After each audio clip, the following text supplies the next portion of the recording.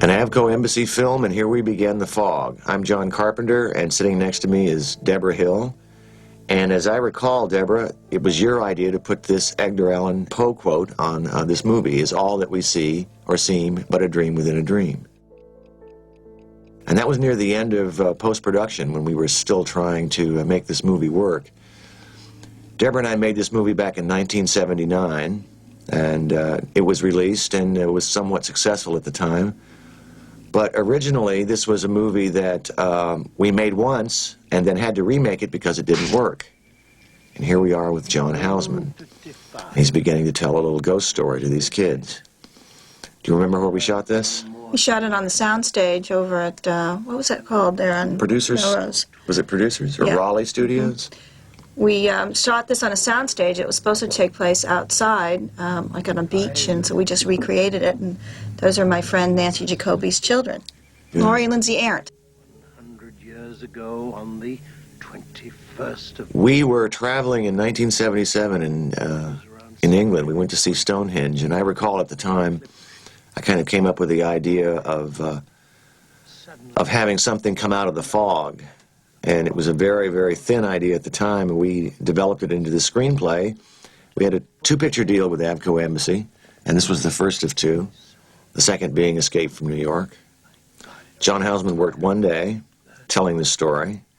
As I recall, he blew his line several times. Yeah, I can remember that fog bank when we were in England. I mean, it was just sort of sitting on the horizon, way past Stonehenge. And you said to me, "What if there's something in that fog? Wouldn't that be scary?" And that's how it sort of evolved.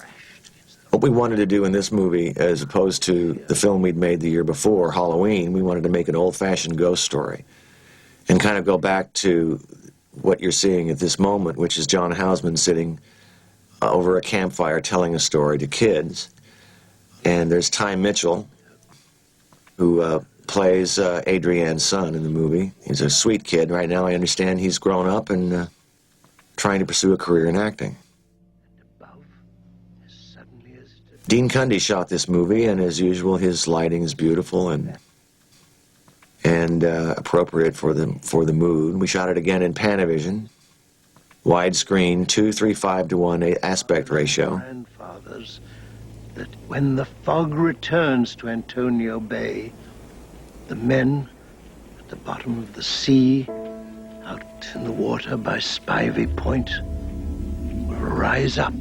Pretty soon here we're going to crane up over John Houseman and reveal Antonio Bay, California, which is in reality Point Reyes, California, 40 miles north of San Francisco. We went on a scouting trip and found this beautiful area. Here we go. We're craning up on a soundstage, and in the middle here there'll be a dissolve to a location shot. How we found the location, actually, was we took a trip up the coastline, up Route 1, and we stopped at all these different lighthouses along the way. And when we stopped at this particular lighthouse, it just was perched out on a cliff, and it looked very scary. It was really very, very beautiful and very, very moody. And so that's how we chose this particular area to make this picture. And it turned out that it's the second foggiest point in America, the first being Nantucket Island. It's a Debra Hill production, and now we are panning down in, I believe this is over in Altadena. It's a church, which has been used for several films, and now you're going to see me appear basically with dark hair and more of it.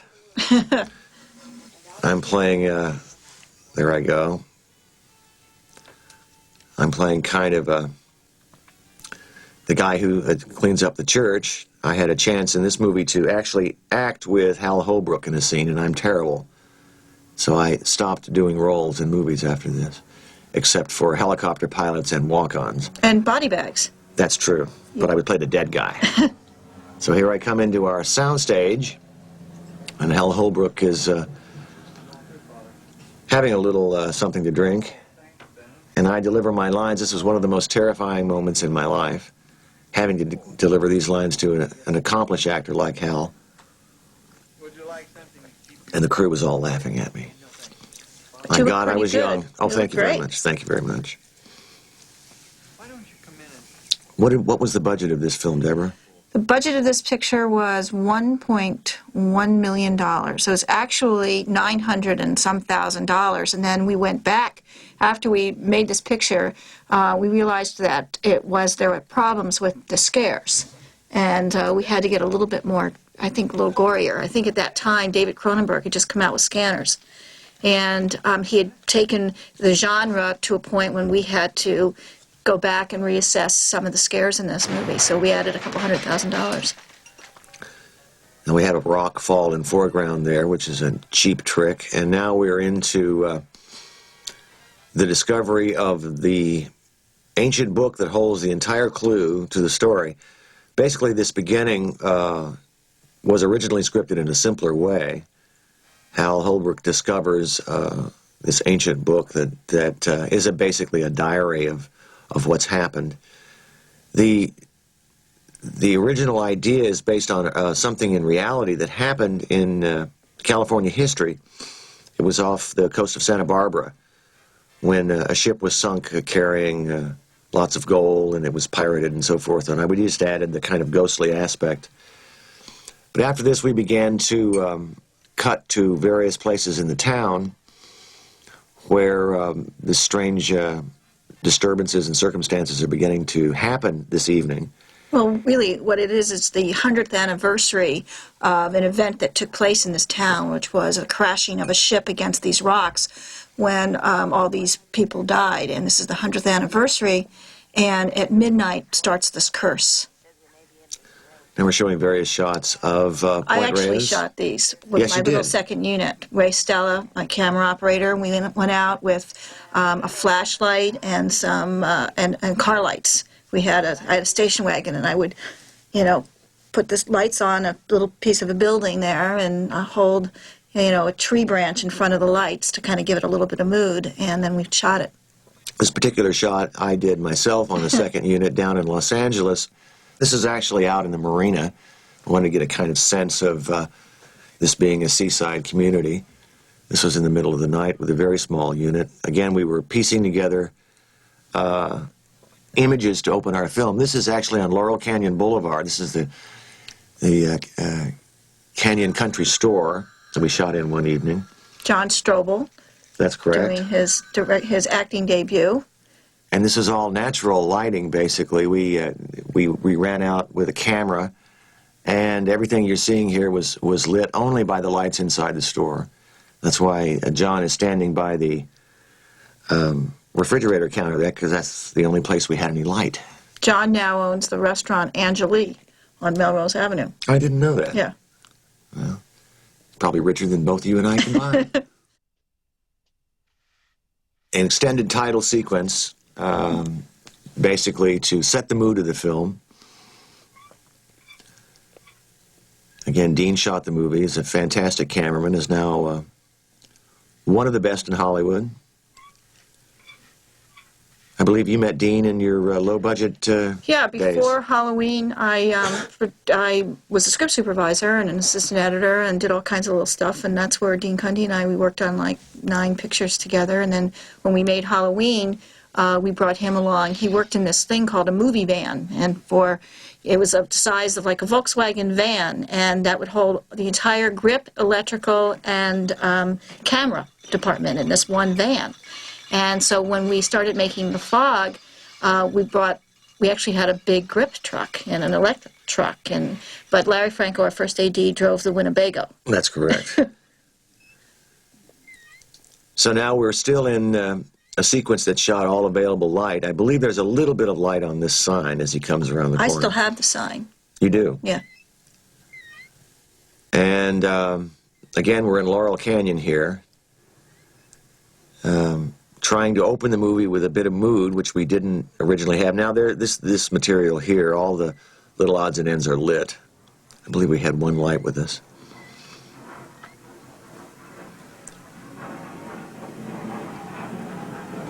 This is a gas station that's about to light up. This is out in the San Fernando Valley. This gas station has been shot several times because it's kind of an older model from the I believe it's from the 30s. I just saw this in a TV commercial recently. And there's actually a diopter on this shot right here, which is the foreground is in focus and the background is in focus.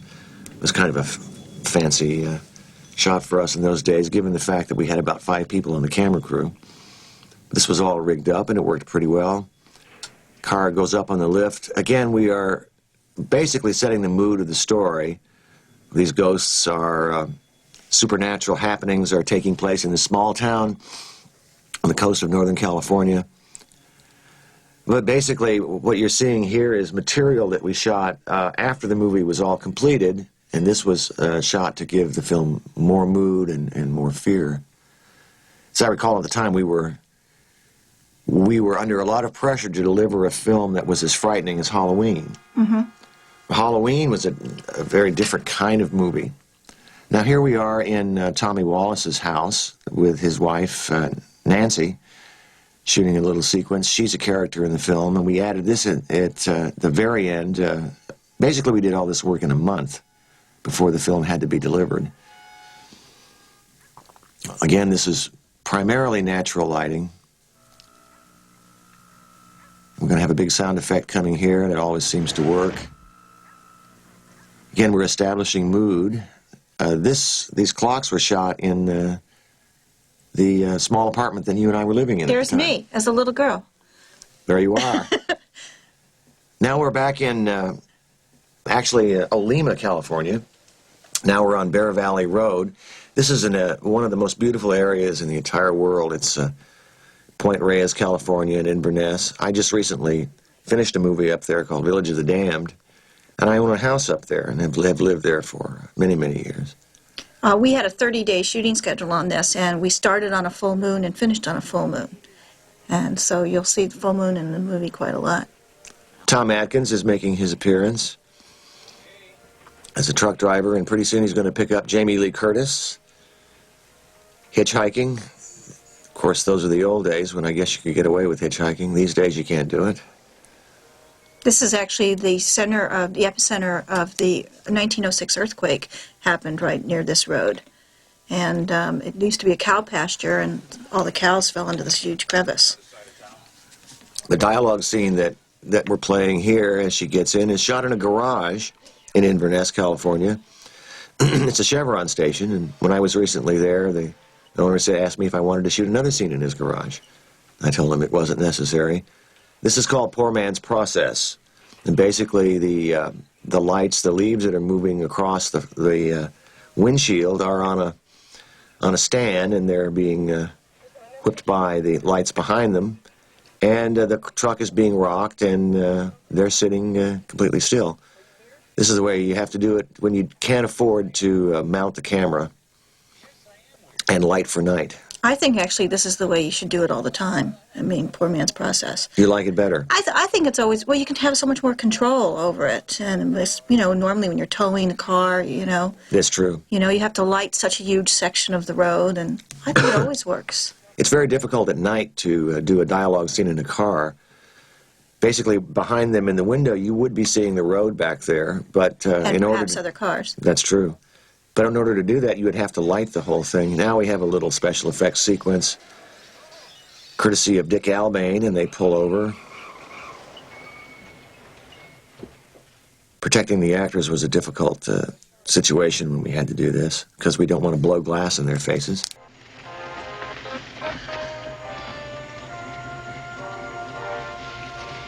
It's exactly 12 minutes after midnight, and this is Stevie Wayne, your nightlight, around until about... I believe the next sequence we're going to cut to the lighthouse. There it is. That's on the end of the Point Reyes Peninsula, and Adrienne is going to be inside... Which is on a soundstage now. On a soundstage. This is, again, in Raleigh Studios. You can't sleep. I just recently married Adrienne at this point, and this was, I believe, her first film. Some way to keep you occupied. I think this is really great dialogue, too, the Stevie Wayne dialogue here. It's just... Well, you wrote part of it. But no, I think it's one of her best performances. I agree with you. She's terrific in the movie. Yeah, she really is. Chuck Cypher's playing the weatherman, meteorologist. I changed shifts so I can make it to the big party tonight. Again, we're in sound stages primarily here for most of the dialogue. Until I can talk someone else into giving up city life. The set's built by Tommy Lee Wallace, who was our production designer and also our film editor.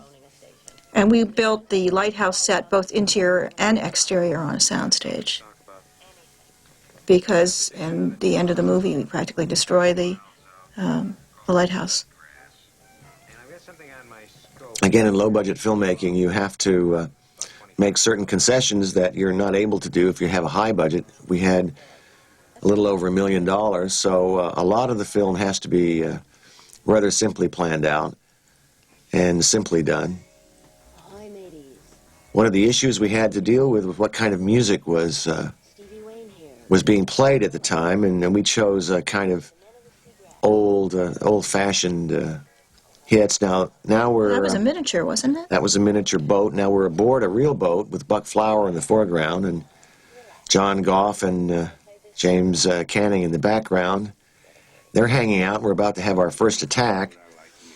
Originally, this scene was scripted with no overt violence, and you never saw the ghosts.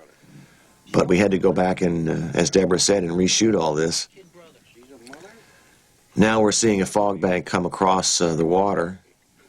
Just a note, again, on that miniature, too. You have to be very careful whenever you do miniatures with water, that the water in relationship to the miniature works. And we basically shot all our own effects. We borrowed a camera from the old MGM optical department and on a weekend. And it was a registration pin camera. And we created all our own effects just like that. The fog coming across the water is a miniature. There's a dump tank, a small tank of water, and we dumped dry ice behind it, and the fog is rising up. So the fog is basically created 3 different ways. One with dry ice, another one with actual foggers, and a third way, I'm trying to remember how the third one was. Now we're in the, basically the control room of the ship, and he's coming in there. This was a real ship that we shot down in San Pedro. And originally the scene was, I believe, supposed to end here, but we carried it on. That's a miniature boat in a tank with a little fog going over it. We had to be very inventive in those days.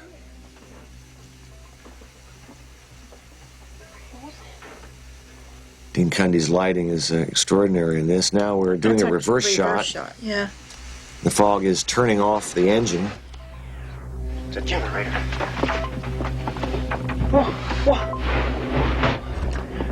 This sequence was filmed later. Again, this was some of the stuff we added at the end on a sound stage. And this is down in the harbor at San Pedro with a real ship going by. The actors standing On the dock. on the dock. Actually, the actors are on a boat and we're going by the ship, as I recall. Yeah, the ship is standing still. That's correct. Let's go. Hey, there was just a ship out. And now the rest of the sequence here, as they turn around, is on a small soundstage out in the valley. We shot, again, this was all done in the month before we had to deliver the movie. We added this particular sequence for the spookiness and effects. There are the ghosts. Primarily the ghosts that you see are Tommy Wallace and a couple of the grips all dressed up in black. Part of the problem going back and reshooting or doing additional shooting is matching everything. You know, so you have to keep the wardrobe and you have to redesign, and it takes a lot of thinking, a lot of piecing together. That's a graphic sequence here that was partially drawn out on paper and partially created by just a lot of coverage and cuts. Now our sailors are dispatched, and we now know there's something evil and supernatural in the fog. Now we're back to the original footage that we shot, and in comes, I believe this is Tommy Wallace back there, our production designer, And film editor, who's now a ghost. who's now become a director in his own right in Hollywood, and probably regrets ever having played a ghost. Plus, he also co-wrote El Diablo with you, which we made for HBO. That's correct. Now this is added material here again. Back to the miniature, and we're on with our story. and the end of the second reel, I believe.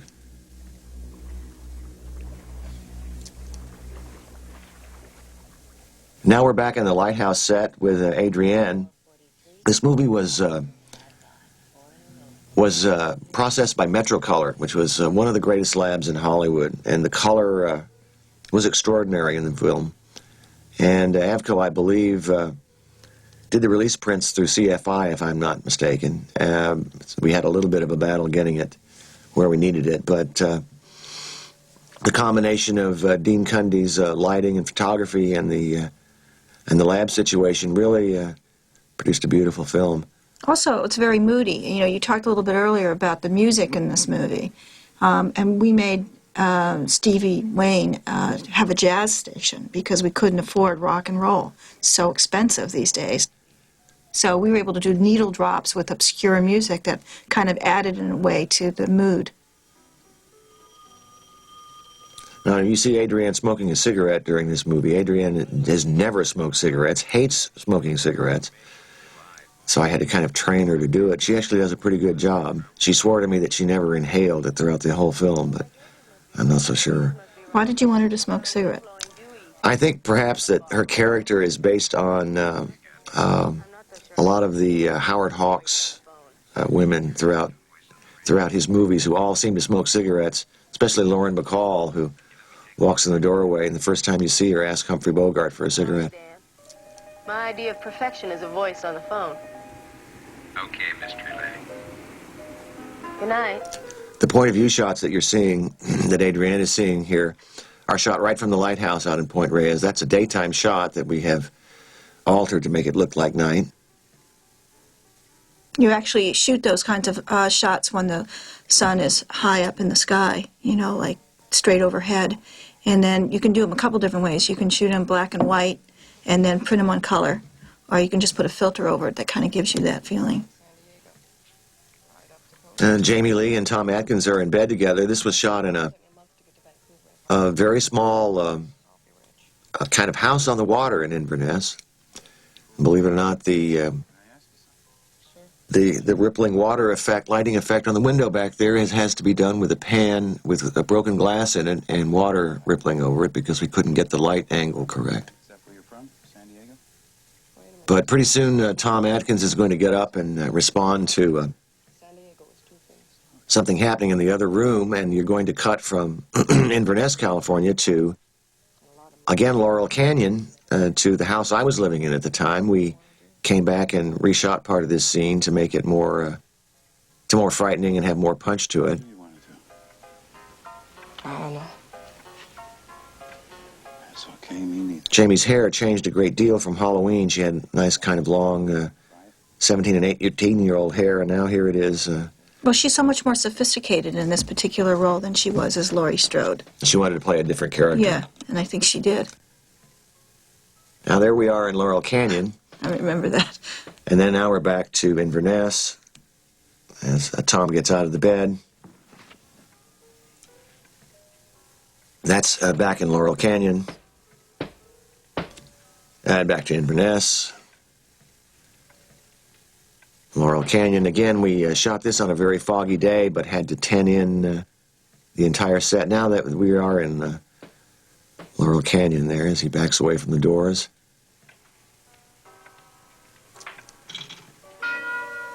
Again, this sets the mood for the film, even though it wasn't scripted originally.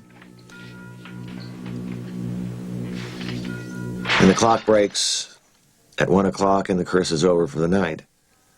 Basically, this movie is done in 3 acts: the night before, the day of, and the night of the fog attacking.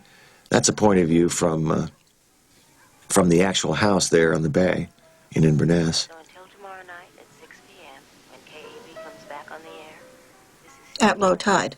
Correct. hoping you have a nice rest of the night. We fade out, and now we're into the next day. This is a very, very beautiful location. As we can see, now we're at Drake's Beach.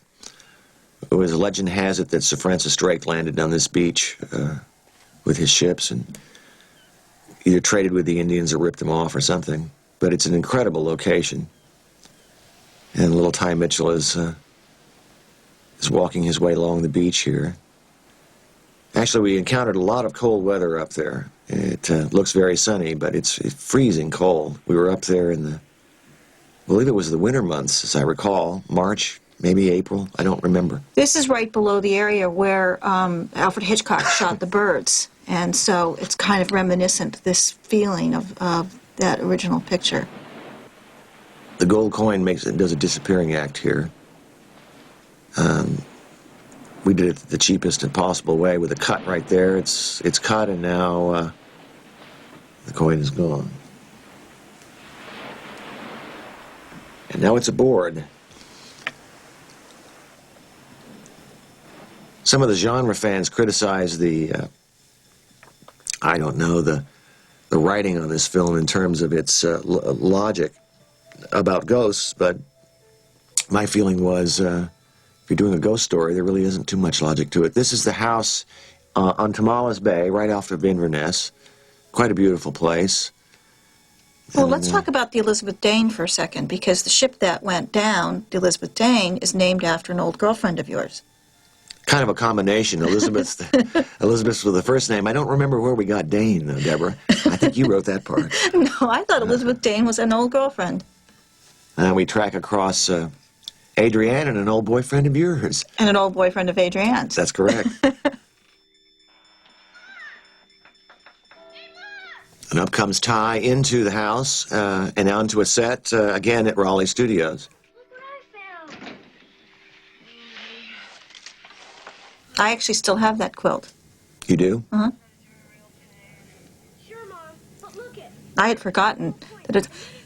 I have... That's my lamp. Do you still have the lamp? Yeah. So basically, we used all your furniture in the picture. Did you have a nice time last night? Yeah, old Mr. Macon told us ghost stories. Again, the film is rather simply shot in terms of its dialogue scenes. We have a master and then two over the shoulders. We're utilizing the Panavision frame. Panavision is my favorite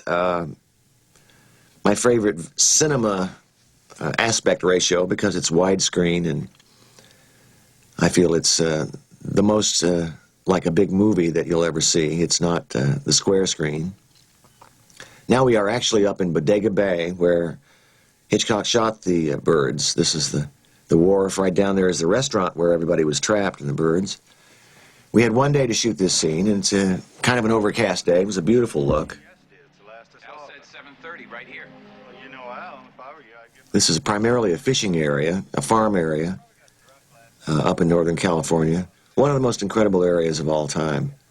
I fell in love with the place, so much so that I bought a house. Couldn't make it back in. Still get a sailor to stay out there all night and not let somebody know. Sound like his wife. It's a lot of production value, you know, up here that, you know, we didn't even have to spend dollars for, Big time, you know. big time. Nice little dolly shot along the wharf. We had to bring up the dolly track and set it up. It was a rather simple shooting day, but we got a lot for our money. You can see the sky kind of clearing out there in the distance, but it's heavily overcast. Yeah. Now we're back in Olema. This was a restaurant called Jerry's Farmhouse, and Janet Leigh makes her appearance with Nancy Loomis. It was really fun working with Janet. She's an incredible pro, and there's one particular scene in the film where Janet has to cry, and for technical reasons, she did it 14 times in a row. Her studio training came in incredibly handy. This is a Panaglide shot. All the set dressing that you see in this parking lot was provided by Tommy Wallace. Andy, just be civil to me for another 5 hours. That's all I ask. The restaurant is on your right. It's still a delightful place to go to eat. It's changed a great deal, though, now. Janet Leigh's playing a mayor, the mayor of the city, isn't she? The mayor of the city who... I believe she's a booster. I don't think she's the mayor. Don't we have a mayor that stands up and talks to them? Oh, yes, that's correct. She's a real estate agent or something. That's right. She's a real estate agent who's celebrating, it's her, I guess, relatives that died, Right. ancestors that died. Beautiful shots on the Point Reyes Peninsula as Adrienne is driving her Jeep up to up to the lighthouse. This is actually the road to the lighthouse in reality. Camera is mounted on the Jeep, and Adrienne is trucking right along. This was one of our first days of shooting, an incredibly windy day, and we're giving off information here. Sometimes the weather out there gets, the wind gusts are 65 and 70 knots. They have to close down the lighthouse or you'll be blown off the cliff. This is the Great Beach as we're panning to the left, and North Beach is on your left coming up. 5 point. If you sight this vessel, please notify the Coast Guard immediately. Now we are out in the San Pedro Harbor, and my least favorite day of filming I can remember in my career. I got deathly seasick during this day. The script supervisor and I were in the bottom of this boat blowing our lunch all over the place.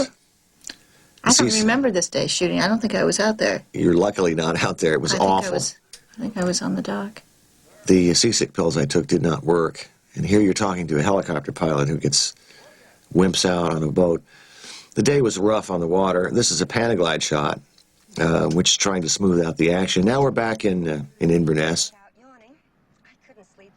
I'm going to do the thankless dialogue scene in the car. These are my least favorite kind of scenes to do because you're really kind of limited in your angles, at least on a low-budget film. You have the camera mounted on the front of the car. You have three kind of choices. You can do a two-shot of the people in the car looking straight back, and then you can cross over for a close-up of the Janet and Nancy. And the other option is to then remount the cameras coming in the side windows, but you are severely limited, especially in widescreen. Later on, as the budgets increased, I began to enjoy working with rear screen. Now we're back out in the harbor. I recall this day was the worst. As you see, the boats are moving back and forth, and my stomach was moving back and forth. Deborah, you were in the office returning phone calls. I wish I had been in the office and you had been out on the boat. Yeah, I don't recall this day of filming at all. But I guess we're in the story now where we're building the day before the fog comes again at that night, and parallel stories between these people. Well, that's right, and we're intercutting a lot of material. Now, we're driving up in Inverness up a hill. There really is a church up here. We're about to cut from Northern California to Altadena, and this is the church that we found. It's very surprising they let us shoot in here due to the nature of our story. Now we're into another Panaglide shot. This is a beautiful old church. They let us break out their windows. Actually, we provided the windows, but they let us replace them. Ray Stella was operating the Panaglide and had learned how to do it on Halloween. And it weighs a lot, and his operating is really, really good. I think, using the Panaglide on Halloween, we never would have been able to make that movie in 20 days if we had done it the traditional, lay the dolly track and, get it even and everything. It was absolutely. Really, and I think that's the use of the widescreen is what really makes these pictures different than other low-budget pictures of the time. It's because they get a bigger, bang for the buck. Yeah, plus just a bigger reality to the whole thing, You're absolutely right about that. Now look at the beautiful lighting that Dean has done here. Here's a trick that we did. Hal Holbrook comes out and startles Janet Leigh. And originally when we staged this, you could see Hal Holbrook standing there. So we had the MGM lab work on this, and they darkened the frame back there. So you cannot see him. This is an optical, and there he is. They did a little dissolve, and out he comes. And it worked very well. We put a loud sound in there, and I remember at the Avoriats Film Festival, the entire crowd screamed and yelled. So yeah. We were successful. There's a lot of tricks in here that we did with just surprising the audience and sound. And, it really worked out well. That's kind of one of the tools you have, isn't it, when you're doing a low-budget movie, is using sound effectively. He is a rich man with a cursed condition. Of course, though, we don't have, nowadays we mix for like 4 and 6 weeks. I mean, those days we mixed 3 days, I think, on this movie.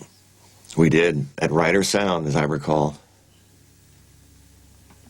Now we're in the real boat down in San Pedro Harbor again, in the control room.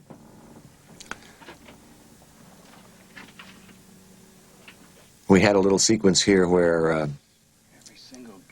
Jamie discovers the body of James Canning rolling out of a cupboard, and it didn't work, so we went back and reshot part of it. It'll be coming up in a minute, and we built a set where Jamie goes down below deck and discovers the body. Made it more frightening.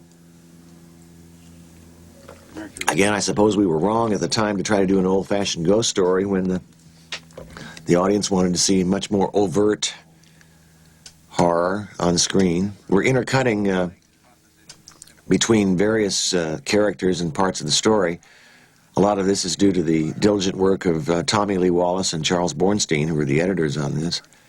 The movie was really made in the editing room and structured to provide a coherent narrative. Only for permission to settle here. But again, we were beginning filmmakers, and we're trying our best to get on the screen what we could. There was a great deal of expectation, Deborah, as I remember, on us to provide. Well, I think one of the things I kept remembering you saying is this is going to be as scary as Halloween, you know, because Halloween was such a surprise for us, and we were like kids. I mean, they used to think of us at Goldwyn, where we edited the pictures, where I think you still edit your movies. What are the kids up to? And that was John and myself. And they don't call me a kid anymore. They call me old man. Now, we're in a soundstage at this part of the movie. This is something that we reshot again in those final months before we released the film. As I recall, on the day we were shooting this particular scene, the revolution in Iran had just taken place, and the Ayatollah had come back and taken over. This is all a built set and reworked dialogue, and the lighting is rather interesting from above. The shadows are created by Dean Cundey and Mark Walthour. actually, this boat that we built, this interior, is put on a gimbal, so it could actually slightly rock. Which made me as nauseous as the day we went out to the harbor. Hal, again, is reading the diary of the lepers, I suppose, that explains what's going on. There's a secret in the diary that we don't discover till the third act. Again, a lot of this movie is based upon some of the feelings and mood of H.P. Lovecraft, who was one of my favorite writers. Now we're back to the set. Also, we should talk about the casting of a low-budget picture. Sometimes, as we did with Donald Pleasance, is, you know, we had got extra money for him, but with Hal Holbrook, we only had a little bit of money, and so we had to put all of his scenes together, and we had to build a set for him to work on. And the same thing for John Houseman, by doing his whole scene. I think that was like 6 or 7 pages in one day. And I think a typical Hollywood picture averages around 2 to 3 pages. It's true. And everybody was frightened of John Houseman when we were on the set because he was such a powerful presence and because he's produced so many great movies. And he did swear when he blew his lines, so we all felt better.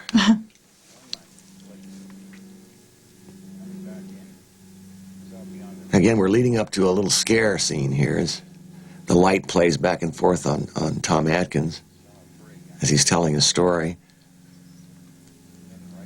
Just as the quote you suggested from Poe, we're dealing with stories within stories, and basically dealing in the area of the ghost story, the haunted town, the haunted ship.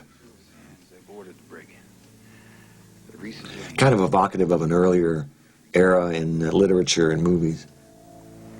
There was food on the table and a hot, steamy cup of coffee, but underneath, the tin cup was... And we're about to get a good scare here, I believe. We set it up with a little movement there on the locker. I believe once again Tommy Lee Wallace is behind there moving the door. He was basically doing everything that needed to be done. By giving the audience the visual image and the sound of that locker moving, you know something's going to happen. The question becomes, when does it happen? And there, it blows open, but there's really nothing there, we think. And behind Jamie comes the hideous shape, and now we're out of our cheap scare back to Hal Holbrook. Those kind of scares, we sort of started doing that in Halloween and carried it on to The Fog. Nowadays, that kind of thing probably doesn't scare people anymore. Those are the old days. Rolled in as if heaven sent, although God had no part in our actions tonight. It's funny to watch these movies now. They seem so innocent. And at the time, I recall, we would always receive lots of criticism for being makers of horror films. It's funny how times change. Father had a way with words. Our celebration tonight is a travesty. We're honoring murderers. So here we are on our first day of shooting, and this is Adrienne driving her Jeep up to the lighthouse. And it was a very, very, very windy day. And the lighthouse is actually down these steps. The greatest shot of the lighthouse is when you're out in the ocean looking back at it, because it's on the side of a mountain. So it caused quite considerable problems in shooting it. And we ended up having to shoot a number of plates of it, and then using that to put the fog, actually marry the fog to it. What's interesting is lighthouses are run by the National Park Services around the country, and they man them. And there was actually like an elevator that goes down the steps to the side.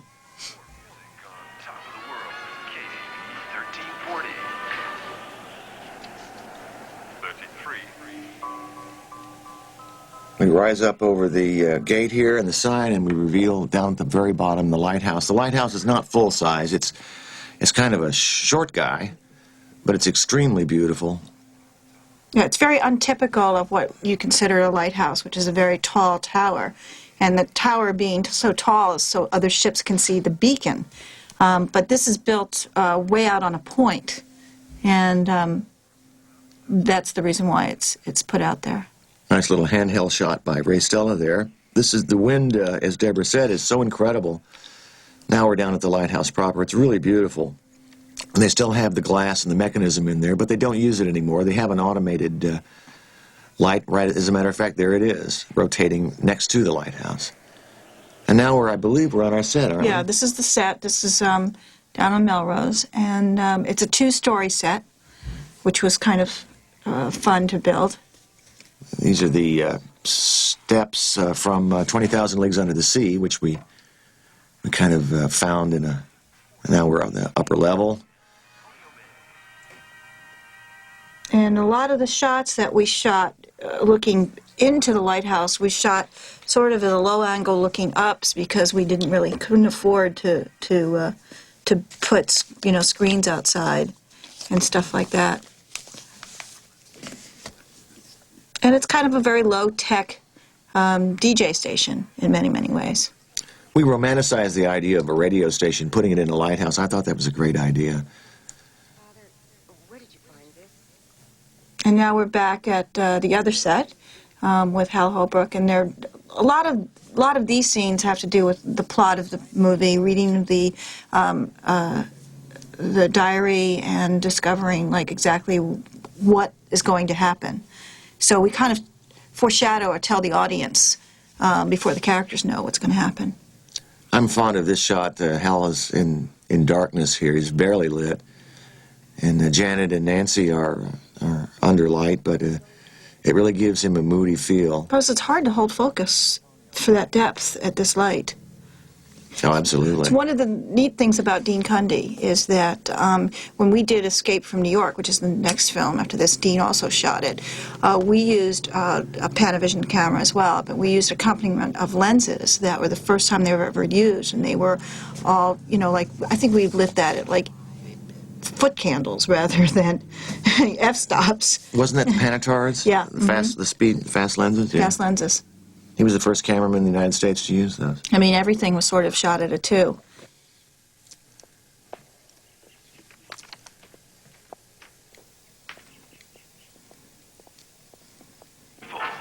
So we leave Hal there, and we come back to the lighthouse. There's a fan, an E-fan, on the sheets outside, and now we begin to do a little supernatural trick here. This is a kind of, again, a ghostly approach to the supernatural. They're sending a message. We come down off the dripping sign, and we're cutting back and forth. Adrienne is not paying attention. The water goes to the tape recorder and begins to alter the sound, and she begins to hear something very strange on the tape recorder. A voice from Six Must Die. Again, this is in retribution for what happened in the past. Puts out the fire, and everything is back to normal again. These kinds of things are fun. They're really 19th century pulp fiction, penny dreadful techniques, but they're really fun to do in a movie. And the sound returns to normal, and now Adrienne has had a supernatural experience, which is going to color what she does in the rest of the film. Basically, our main characters pretty much have encountered very strange things. Now we're back out in that awful day in the out of San Pedro. Oh, again. Lordy, lordy, lordy. So there you are with the Panaglide again. And I think one of the reasons why we went with the Panaglide on this particular shot on this day was because we didn't have to bring all this equipment aboard these boats. And the boat was small, and we had as few crew members on this boat as possible. And we're back in Inverness in the actual house. When we recently were up there making Village of the Damned, this is the house that the assistant directors lived in. A very beautiful place. Really? Yes. Isn't that interesting? Yes, we rented the house. Where? By the rocks. What was it doing? First it was a ghost. So this is where Adrienne's having a conversation with her son, and she's really frightened because she knows that something's wrong, but she can't make it back in time, and so she wants them to lock the doors and don't answer if anybody knocks. And Is Mrs. Kobritz there?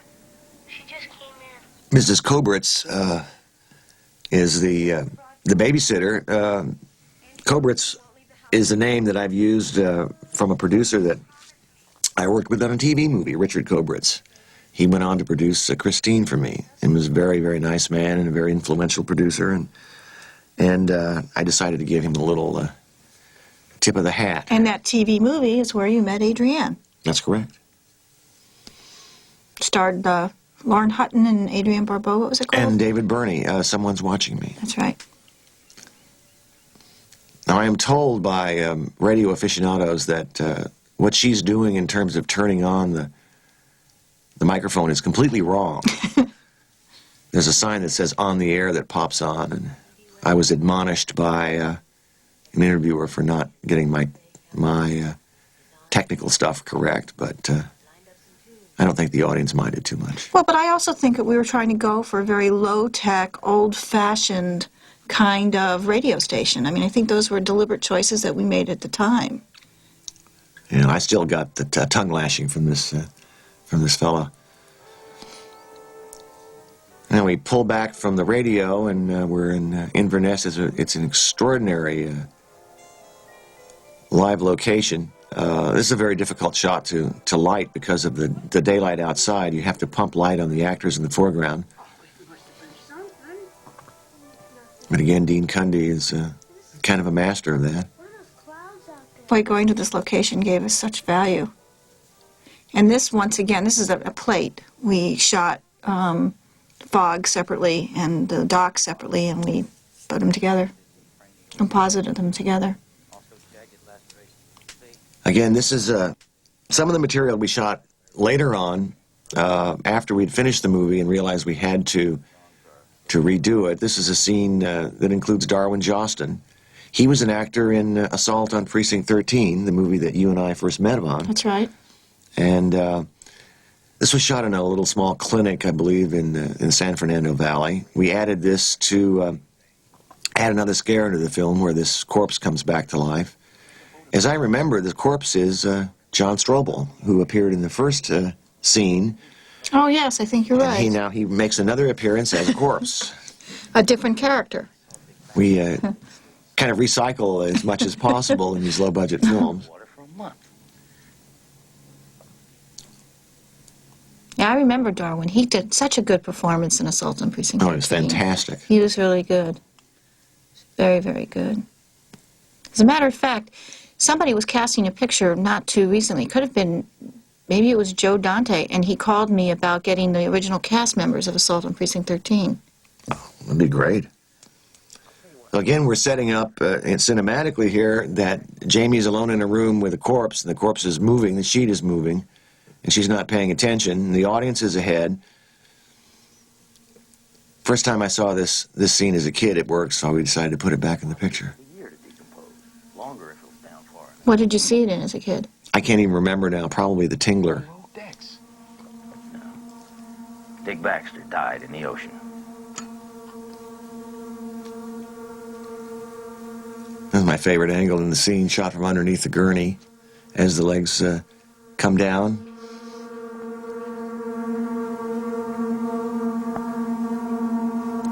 You remember last October, those 3 kids that went diving for that old boat off the point? Yeah. Again, looking at the film from our perspective now, you can see how much of it was structured in the editing room. Unlike Halloween, these scenes are done in shots as opposed to long takes, and constructed for tempo and visual impact. Well, they're very different. I mean, Halloween was so lyrical in the way that it was shot, you know, in terms of the way the camera moved all the time, and then we went from the shape's point of view a lot of the times. And this was really a different kind of storytelling. I mean, there was really very little story in Halloween. It was all about style, I think. That's a really good way of putting it, too, as a lyrical movie. This is a much more dense film visually, has a lot more cuts, and then now we're seeing a second unit shots all around Point Reyes. These are ones that I did with Ray Stella, and we did them over a couple of day periods, and just to sort of set up the mood and the foggy. I mean, this is real fog here, and we'd hope to use this that it would be rolling in. It's such a beautiful place. And we're also using this to go bridge from day to nightfall. Essentially, this shot was shot in the day, and then we used a filter for the gradation at the top. We're back to your second unit again, with car headlights and flashlights. Very effective, I might add. That's why when people tell me they're going to shoot second unit and they have like a DP and an operator and a gaffer and a grip, and I go, what do you need all this for? You know? You've done it already. You don't need this stuff. We're back in the parking lot of Jerry's farmhouse in Olema for our night scene. The mayor, I believe, that's the mayor talking, and a lot of locals were in this scene, as I recall. They were rather shocked that we connected all the parts of town they knew weren't connected. Here we have the scene I'm telling you about. There's Bill Taylor's in the background. Bill Taylor back there. Bill Taylor is not an actor. Bill Taylor is actually a wonderful, wonderful camera. What do we call him? Like a special effects camera person. That's right. And a good magician. And he worked for many years with Albert Whitlock at Universal, who made all those incredibly beautiful matte shots. This was the scene I was referring to where Janet had to become emotional several times in a row, and she always came through. She was absolutely fun to work with and completely professional. It was a great experience. Can't have the chair lady of the birthday celebration in tears, can we? I don't think you ought to go out. Oh, I think that's... This bar we're shooting in at the farmhouse was a favorite of the crew to come in after hours and relax at the bar and watch television or listen to country music. A great collection of Elvis statues is right over on the left, out of frame. It's interesting how you shot this scene in one shot. That's why it took 14 takes. You didn't want any cuts in it? No, I believe we had a tracking shot from here on. I don't know if we still have it. There we go. I hope you remember it. We come back around into a two-shot for dialogue. This is one of the longer scenes. Now we're cutting away to a shot done over in Paramount Drive, where you and I used to live, as an intercut, and now coming back as we've dropped part of the scene. The Coast Guard dropped me a note saying they found the seagrass earlier this afternoon, but there's no further word as to the condition of the ship. This really was a story told in the editing room, wasn't it? I mean, now that I look back at it, haven't seen it for quite a long time. It's kind of amazing, isn't it? We structured this whole thing throughout the summer of '79, then confronted the issue that we needed more work on the film. I can remember going out for lunch with Bob Remy and telling him that we needed more. And he said, how much would it cost? Remember that? I remember. And he said it was really worth it. Bob Remy, who's now a producer on his own, he made Patriot Games and all those big movies with Harrison Ford. He ran Avco Embassy in those days. He admonished us at one point. He said, maybe the problem is it's a ghost story, because people don't usually go to see ghost stories unless it's Casper. And they're friendly ghosts. Now here we have an effects shot. We've done this in two passes. One is the shot of the point that you just saw, and the other is a miniature. We built the miniatures in black velvet on the floor of a little soundstage out in the valley. And using this registration pin camera that we borrowed from MGM, we were able to use different forms of fog, most of it being dry ice, and have the fog go in and around the crevices of the rock, of the miniature. And then when we combined the two as a composite, that's what we got. A very basic form of, of special effects photography. I mean, it's quite, nowadays, it's so much more sophisticated. And this particular shot of Chuck Cypher's driving is one that you directed yourself, because I had an attack of a bad tooth that day. Here we have more special effects fog. Yeah, that was a fogger. Actually, some guy hiding in the woods. It may have nothing to do with the seagrass. I'm very glad you were able to direct that shot, Deborah. We would have been behind schedule. I was very nervous, John. I much prefer to do things without people in them. We're on a set at Raleigh Studios again here. Originally, this particular character had a lot more to do with the movie, but he was Chuck was cut down when we did our recut on the film. On my way. See you tomorrow. Yeah, Mel, I'll see you. You used this actor in Someone to Watch Over Me, right? I didn't direct that, but someone's watching me. Someone's watching me. I did. We used him in Assault on Precinct 13. Oh, that's where yeah, that's right, Assault on Precinct 13.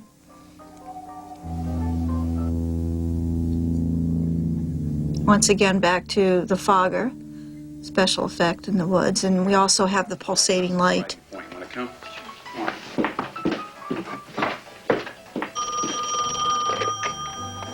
KB. The movie is beginning to build to the climax here as we connect all our characters with the legend of Elizabeth Dane and the ghosts, lepers that are coming back, and everyone is involved. The ghost fog is attacking the town, and pretty soon things are going to start to happen. And Stevie Wayne becomes sort of the voice that tells the town what's going on and warns everybody that something's about to happen. Tommy Atkins did his own driving stunt there in that old truck. Of course, the truck wouldn't go very fast, probably about 20 miles an hour. We're on Bear Valley Road, panning off. Dan, are you still there? I'm still here. Hey, you, That's another problem with low-budget movies, is that when you have vehicles, you don't normally have mechanics that can keep them in running condition. I know when you did Christine, you had like 5 or 6 different models, plus you had all these mechanics on staff all around the clock, so that every day the car was running. We couldn't afford that kind of stuff on this movie. I had 10 times the budget we did on this one, Deborah. Yeah. This was a very, very low-budget film. That's a special effects shot with miniature fog over a real shot of the bay. And in the background, we began to see the fog creeping up on Charles Cypher's. There we go. And that's a fogger in the background goosing in the billowing fog. It makes a great deal of noise. As I recall, we had to loop some of Chuck's performance here. The lights go out, and he's about to by the farm. We reshot part of this scene on a set, again, in that last month before release, because we felt that there wasn't enough punch to the scene. Shining a light through the window. Dan, listen to me. Hold on, sweetheart. I want to check this out. Dan! He leaves the phone off the hook so Adrienne can hear everything that's going on. It's a kind of an old technique of movie making. Now the knock on the door. Again, this is all very reminiscent of old movies from the 40s and 50s that I grew up watching. And the fog comes under the door. Reminds me a whole lot of The Crawling Eye. Yeah. It was one of my Crawling favorite Eye. films. Yeah, one of my favorite ones, too. Except we didn't have the big eyeballs with tentacles, did we? So Chuck is going to open the door and buy the farm here. This particular shot here was done later. Rather effective as he's looking out. Hello? Anybody here? Sometimes you're not sure what you're going to need. Now we have our horror scare coming in. I believe that's Tommy Wallace again, is standing in as a ghost. Well, when we went back and did some additional reshooting, we had Rob Bottin do some close-ups of ghosts. Wormface was Rob Bottin's, yeah. Yeah. Wormface is coming up soon. It's actually a puppet that Rob built. Rob came to us and wanted to work on the film. He plays the head ghost in the ending scene. It's always fun to see Rob do that. But at the time, Rob Bottin had done nothing. And he went on to become one of the big special effects people. I think he's even won Academy Awards. And he did The Thing for you. That's right. He won an award for Total Recall, as I recall.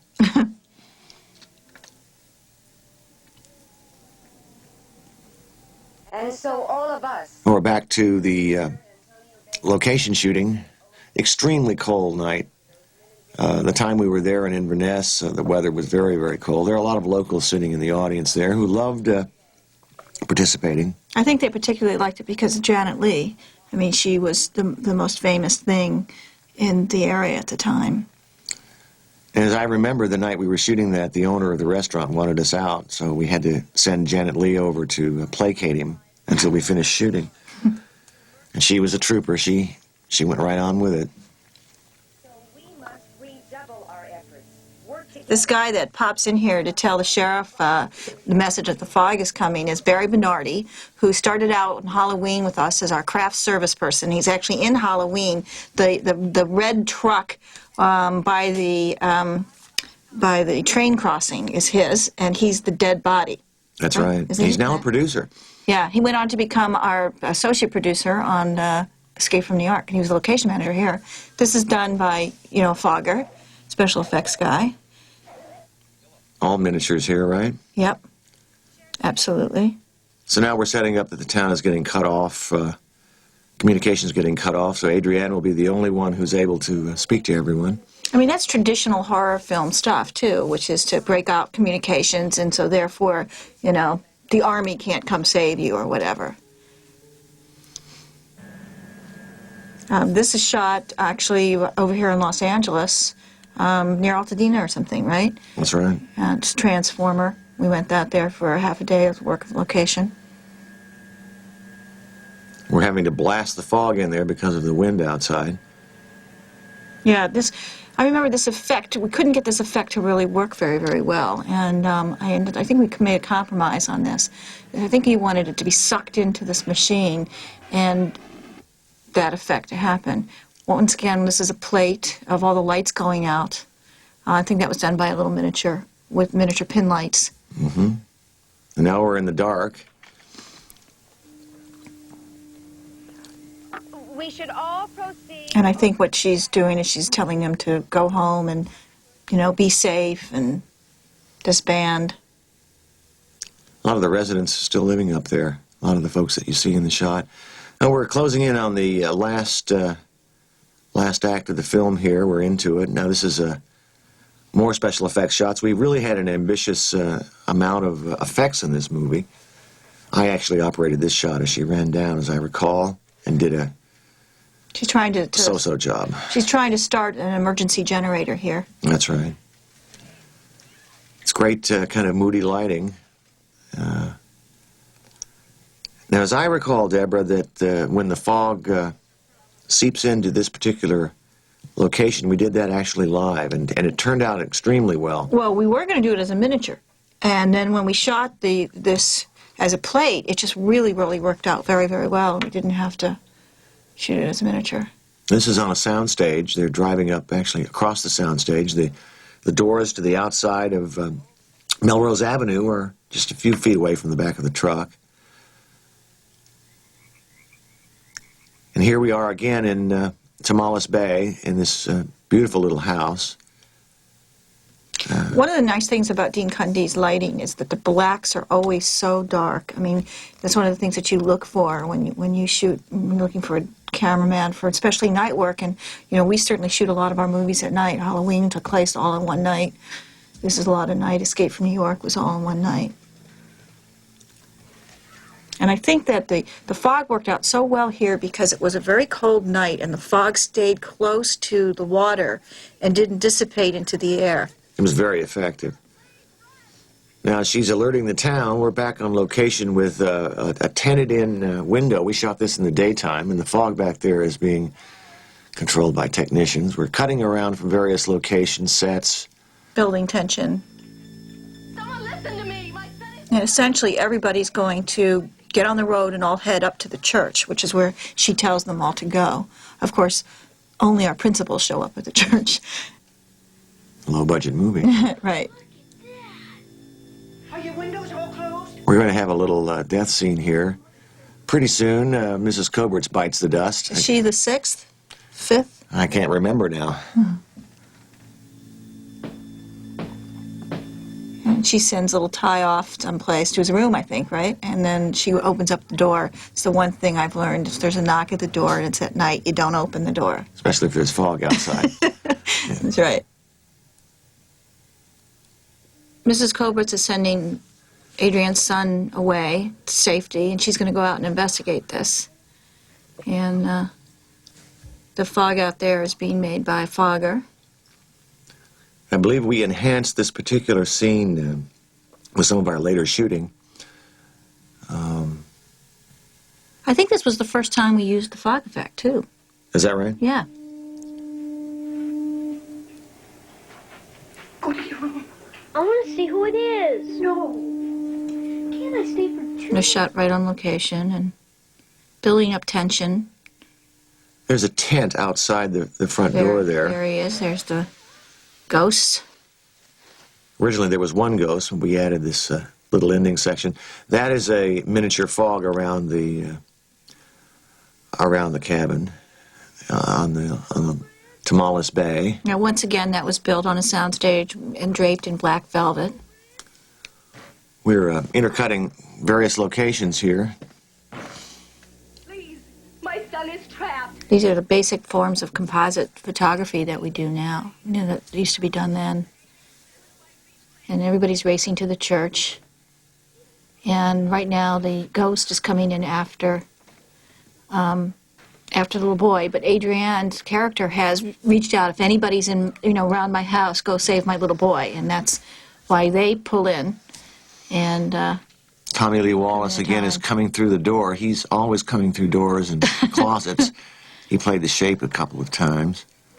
Yeah, in Halloween. Yes, especially up in the closet scene. I believe Ty is going to get rescued here in a second by Tom Atkins and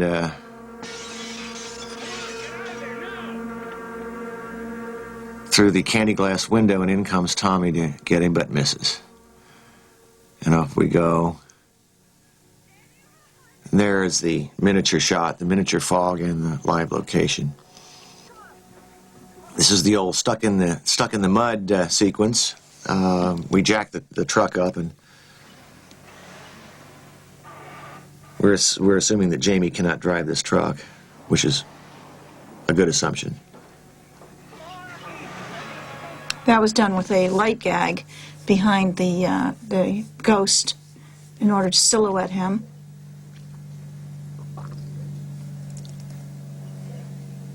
they're being surrounded. We're shooting from various locations here. One is in the garage of the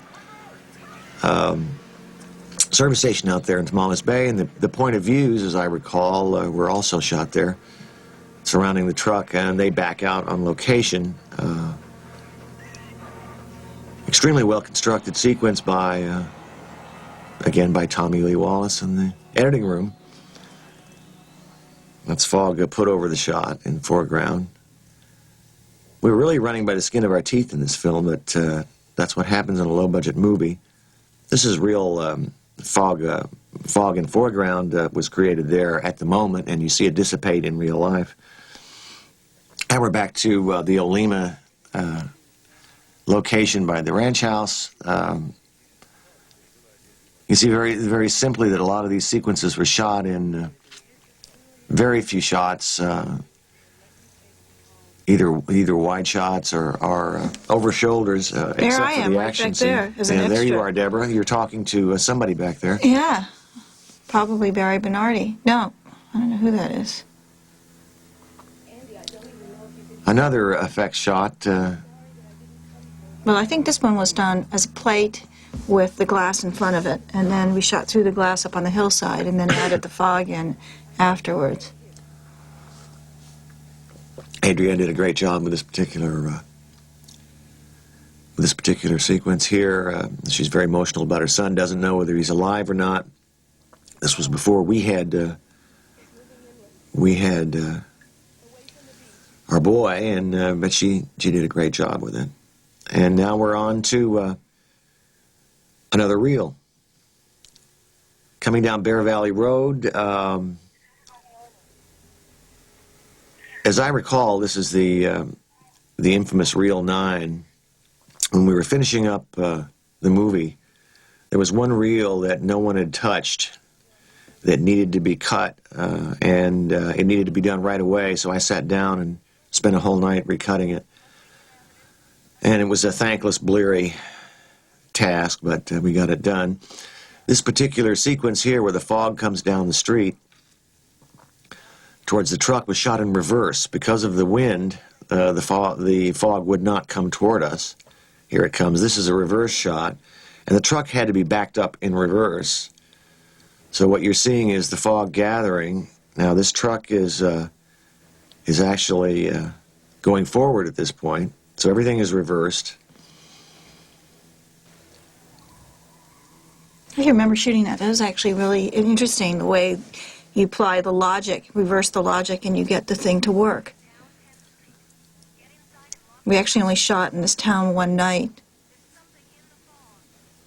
They didn't like us too much, but we're intercutting a location scene with a shot on a poor man's process, and we're intercutting all our characters for the final confrontation with the ghosts, and the man basically responsible for all the goings-on, the priest. This is the famous Reel 9 that no one wanted to recut. All the characters are gathering together. Now we're back in Altadena at the small church, and this is up on Mulholland Drive. A lot of our intercuts here are pieced together from material that we shot on location and material that we shot later. We're actually going up a hill now in Inverness and cutting to Altadena. It was all fairly well planned out, but again, we created a great deal of this in the editing room. Well, part of the reason why we cut back and forth like this is because from Olema to Altadena is because we couldn't take Hal Holbrook on location with us.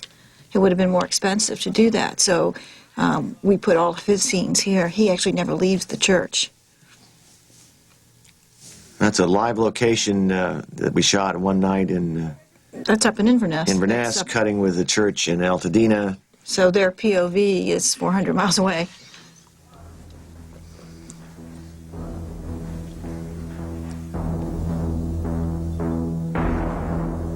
Here comes the fog. We're going to be cutting into our set again. One of the first times I used two cameras was in a scene coming up. Didn't do a very good job. I wasn't sure how to do it, but two angles on one scene. We actually happened to have a second camera. You know, that scene in there is sort of reminiscent of the scene in Assault on Precinct 13 when they're at the police station waiting for the attack. You know, it's kind of very Howard Hawksish. I recycle all Hawks' films, Deborah. Now, this is an effects shot that was rather well done. It's a shot of the hillside, and we're dumping miniature fog over a black velvet set. And in a minute, you'll see a live shot where the fog covers camera. That's an extremely windy day. We were lucky to get that particular shot. And here's the two-camera setup that I did, where there's a lot of overlapping dialogue. And I actually had to make the cut from one to the other. Camera tracks into the door. And we're back into Altadena. Over by the window? It can do us no good now. The movie originally was had a much different ending, but we because of the market at the time and because we wanted to come out with a frightening film, we reworked it a great deal. A very nice little miniature shot. Now we're back into Raleigh Studios. This is a full-size miniature, and the ghosts are at the gate, coming in to get Adrienne. She's going to eventually end up on another set that we built the top of the lighthouse, which was done again that last month before we had to release the film. Yeah, so we actually intensified the tension here with the fog and her battle with the ghosts at a later date. Now, a great deal of the plot is discovered in this particular scene in the overlapping dialogue. Now looking back on it, it seems to be a little gobbledygook, but a lot of ghost stories are. That's my hand. That's right, and you're the stand-in for Janet Leigh. We shot an insert at that point to cover some dialogue that we wanted to bridge over and emphasize that the book had the answer to all the problems of the characters. In the background there is Tommy Wallace, I think, again, coming through the set. Tommy was a close friend of mine since 4th grade and came out to California with me to USC, and I think he probably regrets our association after having put on that black makeup and the rags and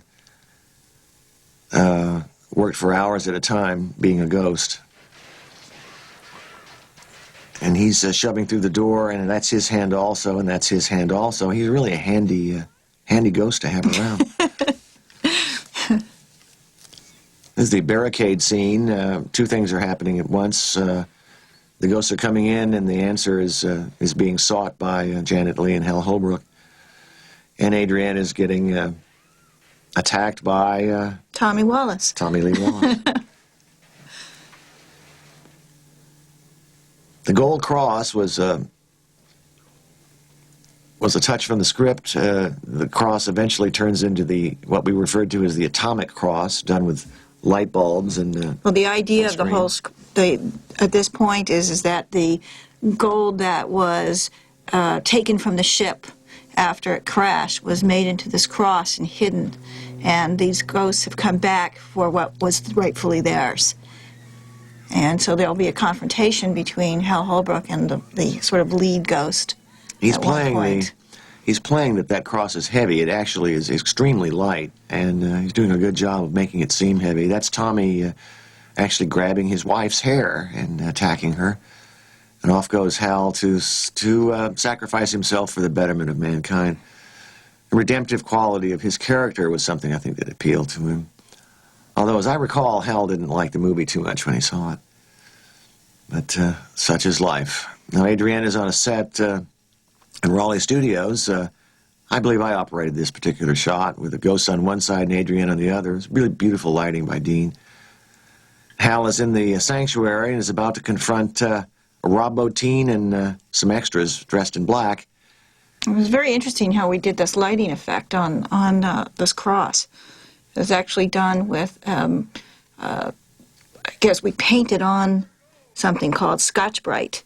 And when you reflect light onto the Scotch-Brite, it creates color and glows. And that's how we made it to glow. Rob Bottin made a little mask on this lead ghost as he's walking. That's him walking down the aisle. He's a tall guy anyway, and he he created a mask that would glow. Here's Adrienne on the set that we were referring to earlier. This was built after we'd finished the movie. Those are my hands and my feet. I was doubling for Adrienne on certain shots. This is the Alfred Hitchcock North by Northwest sequence. I believe, again, Tommy Lee Wallace is rising up the ladder, and Adrienne is scrambling at the very top. We built this set on a soundstage and shot it at the very last minute. Hal is confronting Rob Bottin there. Now, Rob has a mask on that has the front screen material that glows, and that's controlled by a light off through a mirror. And now their confrontation. I thought Rob made an excellent Ghost. And offers up the gold to give back to the ghosts and redeem himself. And thereby hopefully saving the town and the world. Adrienne is again crawling. We're coming up to a worm face in a minute. But first Tommy's going to come up the ladder. I always wondered why Tommy never wanted to make any more horror movies. Well, you know what? Because he was. I don't think we even paid Tommy to be in this movie as an actor. And he'll never let us forget it. Whoa. My hands and feet again. We shove the camera down the set toward the ghost. Here comes Wormface as Adrienne lashes out. And Rob Bottin's beautiful mask with a couple of worms in it. It really worked out well. The audience was totally disgusted by what they saw, which was our intent at the time. This is shot from the rafters of the set, looking straight down. The camera was nailed to a board. That's a great shot. I forgot about that shot. Now here's the atomic cross that we're talking about, which was done with the front screen material, and a lot of lights in the background on Hal. It was very, very hot. We're drawing the climax to a close, kind of the trapped on an electric current there, and Hal is burning up from the lights. But Tommy pulls him off the cross just as Adrienne is about to get it. Always looks a great deal better when you're looking at it from the perspective of years later. We cranked the light up all the way at this point, and to give us a big bang here at the very end. And it fades out, and then they're gone. It's a kind of a cheap trick, but we played it off later with Hal's epiphany at the very end. Well, it's also very reminiscent of Hitchcock's The Birds, when suddenly the birds are gone and everything is quiet and still and, you know, peaceful again. Like I say, we just keep recycling these old movies.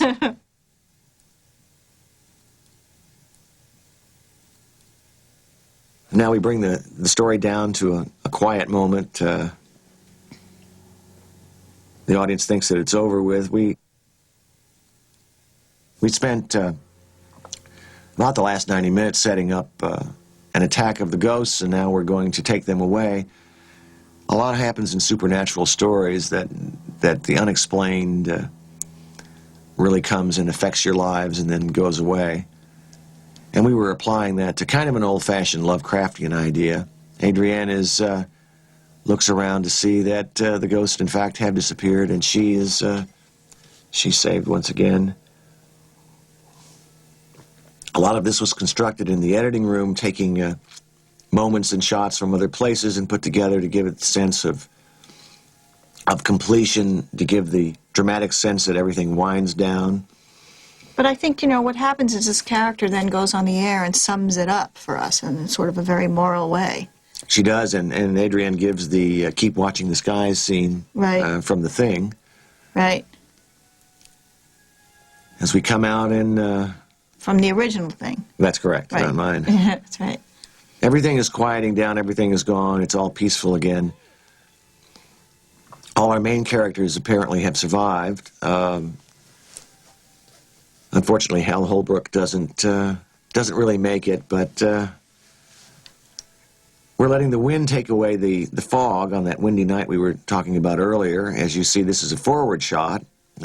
If you printed this in reverse, the effect would be quite different. This is Point Reyes Station, the main street. We're back to all the locations that we've been to in the film, kind of summing up the feelings. Now we're back out on the lighthouse location, and Which is what you did in the end of Halloween also. Is That's you went right. back to all the different locations. and Adrienne is giving her final speech. In one moment, it vanished. Do you think maybe we should make a sequel? I'm ready when you are. And if we don't wake up to find ourselves safe... Ghost stories are hard to do. This movie was very difficult, at least for me as a director, but I'm very happy with the way it turned out. It's had a great cast, it had a great look to it, and with the means that we had to make the film, Deborah, I feel we really came through. Yeah, I do too. I think it's a classic and it's very different from Halloween. I think you did a great job. And you. Thanks. And now Hal is going to get his just desserts. He was rather nervous about this particular sequence because Rob Bottin is Blake, and he's holding a real sword, and actually takes a big swing at Hal to decapitate him, and we had to use a long lens and keep Rob at a certain distance, and it's one of those things where you think something's very simple, but it turns out to be rather complicated. And it's timing. It's all about the timing here. We again use our last trick in the film. I think at this point the audience knows what's coming. Here's our shot where Hal comes in and reacts. There's a slight moment we stole when the camera was rolling. Now we have our swing, and the movie is over. And we run the credits. We redid the music. We redid the credits. We redid parts of the film. Oh, that's who, Elizabeth Solly. That's your ex-girlfriend. That's right. Wasn't Elizabeth Dane. That's right. One of the first loves of my life. A lot of the names here, Dick Baxter and Dan O'Bannon, are Nick Castle. people that I went to Sandy school Fidel. with. Tommy Wallace was played by Buck Flowers, an actor I've used many times, Mrs. Kobritz. But to wrap up, I think looking back on the movie now, I'm extremely proud of it, and I'm glad we did it. And it has turned out to be a kind of a minor classic in the horror genre, and it was great to do, and it was great to sit here with you today and talk about it. Yeah, it was really fun. We'll see you guys at the movies, and take it easy.